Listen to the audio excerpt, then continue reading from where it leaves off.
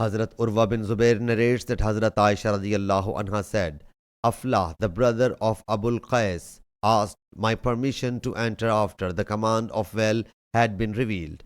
I said, I cannot give the permission unless I take the permission of the Prophet sallallahu alaihi wasallam, for it was not the brother of Abul Qais, but the wife of Abul Qais who nursed me.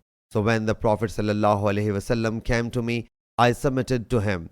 O Allah's Apostle sallallahu alaihi wasallam, undoubtedly Afla, the brother of Abul Qais, sought my permission to get in, but I refused to permit him until you accord the permission.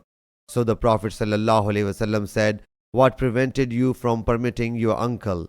I submitted. O Allah's Apostle sallallahu alaihi wasallam, it was not the man, but the wife of Abul Qais who nursed me. Whereupon he sallallahu alaihi wasallam said, let him come to you, as he is your paternal uncle.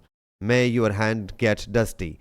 Urwa says, that is why Hazrat Aisha radiyallahu anha says, wet nursing prohibits the relations which are prohibited by reason of genealogy.